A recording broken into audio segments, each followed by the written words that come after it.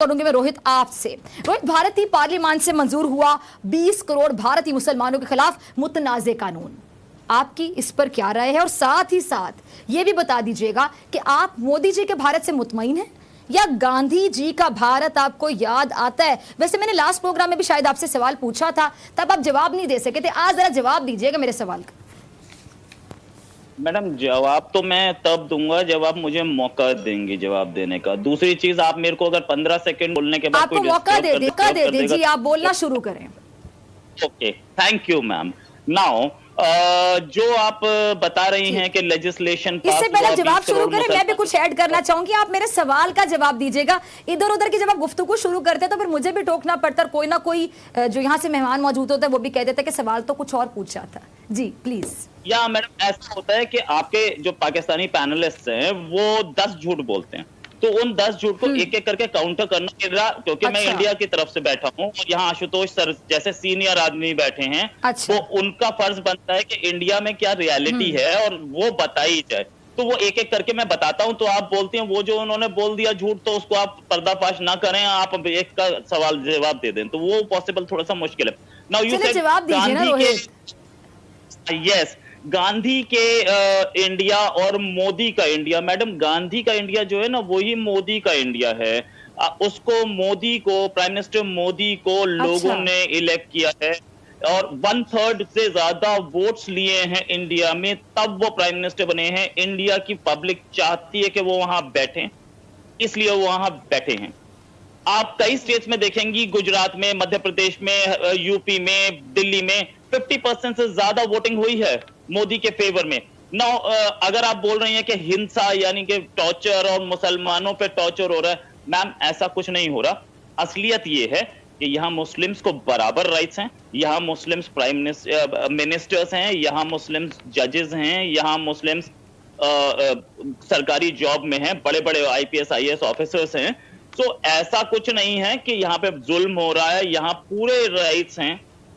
किसी भी कंट्री में ऐसा हुआ हो कि 3 महीने तक heart of city, heart of capital में 3 महीने तक एक रोड डेमोन्स्ट्रेशन के लिए बंद हुई हो? आपके कंट्री में हुआ तो मुझे बताइएगा। हमारे कंट्री में हुआ, मुस्लिम्स थे और उन्हें हटाया नहीं गया। ठीक है, दंगे फसाद हर कंट्री में आपके भी होती है, हमारे यहाँ भी हुआ, व्हाट्स द प्रॉब्लम? लेकिन मैं ये नहीं बोल रहा कि दंगा फसाद सही है, हुआ, गलत हर जगह होता है, इस समय अमेरिका में भी हो रहा है, वो भी गलत है, लेकिन राइट्स पूरे हैं, सबको हैं। और ऐसा नहीं है कि कोई बहुत बड़ा उनके ऊपर जुल्म हो रहा है या समथिंग एल्स।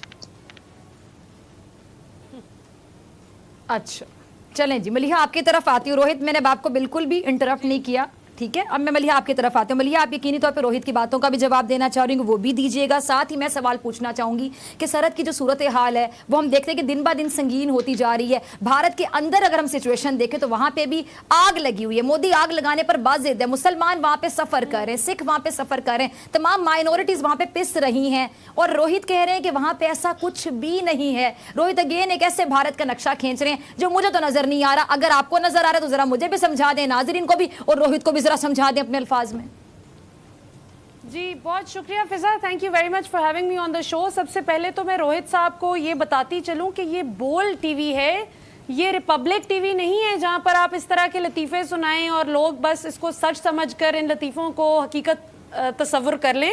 ऐसा नहीं है। और जो आपने 10 झूठ की बात की, तो देखें पाकिस्तान तो आपके झूठ को कॉल आउट करता है। पाकिस्तान तो पहले दिन से आपको कश्मीर पर भी निगोशिएशंस के लिए कहता रहा कि निगोशिएशन टेबल पर आ जाएं।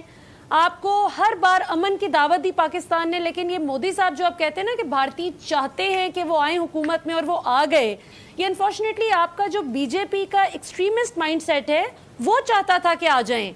अभी भी आपकी अरुंधति रॉय जैसे लोग, राजदीप सरदेसाई जैसे लोग जो कि कॉमन मैन की आवाज हैं, जो कि रीजनेबल भारतीय हैं, वो ना मोदी की आइडियोलॉजी से इत्तेफाक रखते हैं।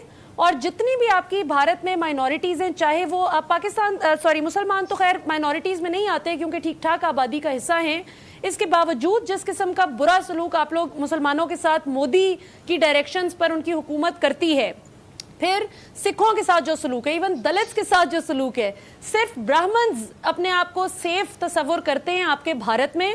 आप भी इस बात को तस्लीम करते हैं? अब आप ना माने तो ना माने कि मोदी साहब फिर आपकी खैर नहीं कि अगर आपने सच बोल दिया।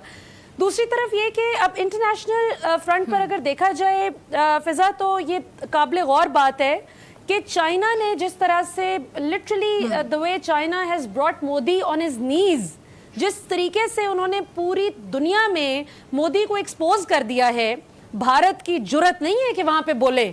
ये सिर्फ पाकिस्तान के खिलाफ ही इनको बोलना आता है, इसलिए कि इन्हें पता है कि चाइना इनकी निस्बत कहीं ज्यादा स्ट्रांग है हर तरीके से, चाहे इनकी रॉकेट प्रोजेक्टर स्ट्रेंथ हो, चाहे एयरक्राफ्ट स्ट्रेंथ हो, चाहे इनके ऑटोमेटेड फाइटर व्हीकल्स हो, कुछ भी हो, चाहे इनका डिफेंस बजट हो जो कि चाइना की निस्बत 4 गुना कम है।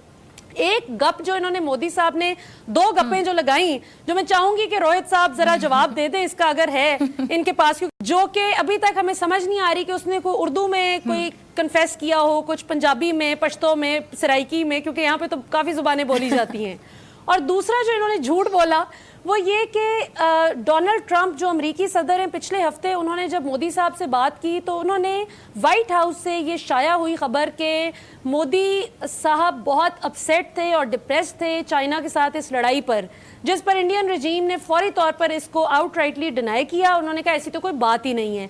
तो देखिए रोहित साहब, अब लोग जो ना, अब मजेदार बात यह है कि सिर्फ पाकिस्तान नहीं आप पे बोल रहा, अब इंटरनेशनल मीडिया आप लोगों की हिपोक्रेसी को कॉल आउट कर रहा है। आई एम श्योर आप बहुत अच्छे इंसान होंगे, लेकिन मैं आपको भी दावत देती हूं कि आप भी पाकिस्तान के पर्सपेक्टिव को थोड़ा सा समझने की कोशिश करें कि हम इंसानियत की बात करते हैं, हम आपके भी खिलाफ नहीं हैं, लेकिन हम सिर्फ मोदी की जो एक बीजेपी का एक्सट्रीमिस्ट माइंडसेट है उसके अगेंस्ट। इतना प्यारा जुमला बोला मलिहा आपने कि हम आपके खिलाफ नहीं है, हम इंसानियत की बात करते हैं। लेकिन नरेंद्र मोदी की जो पॉलिसीज हैं, जो बीजेपी गवर्नमेंट की पॉलिसीज है, खासतौर पर जब से नरेंद्र मोदी साहब आए हैं गवर्नमेंट में, और हम देख रहे हैं कि जिस तरह शाइनिंग इंडिया कहा जा रहा है, तो शाइनिंग इंडिया तो बर्निंग इंडिया में तब्दील हो रहा है। आशुतोष साहब आपकी तरफ आना चाहूंगी। आपने मलिहा का कमेंट भी सुना, आपके जो हम वतन रोहित शर्मा है सहाफी, उनकी भी आपने गुफ्तगू सुनी। इसके बाद मैं ब्रिगेडियर साहब आपकी तरफ आऊंगी। पहले मैं आशुतोष साहब का पॉइंट ले लूं।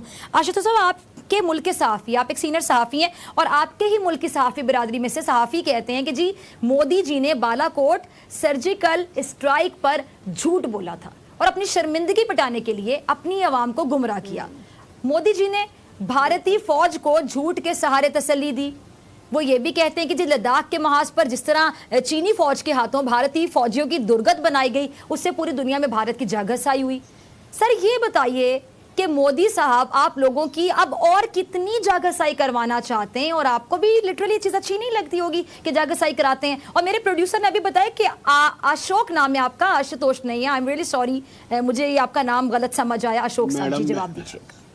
मेरा नाम आशुतोष है। जी जी जी जी, आपके प्रोड्यूसर ने गलत नाम आपको बताया। आशुतोष मेरा नाम। हाँ हाँ, अच्छा ठीक है ठीक है ठीक है, मेरे मुझे सुनने में गलती हुई। ठीक है ठीक है, जिन सहाफी ने बोला उन सहाफी का नाम अशोक है, आपका नाम आशुतोष है। जी बताइएगा, अशोक साहब की बात से आप अग्री करते हैं, सेकंड करते हैं उनकी राय को?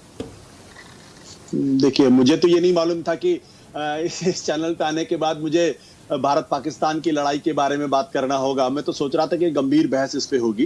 खैर, अब चूंकि मैं आपके चैनल पे हूँ इसलिए मैं आपको आशुतोष साहब, आप जो बात करना चाहते हैं हम करिए। हम पाक भारत ताल्लुकात की भी बात करना चाहते हैं, लेकिन नरेंद्र मोदी साहब ने जो माहौल वहां पे बनाया उसके बाद ताल्लुकात कहाँ देखते चले गए, बता दें आप।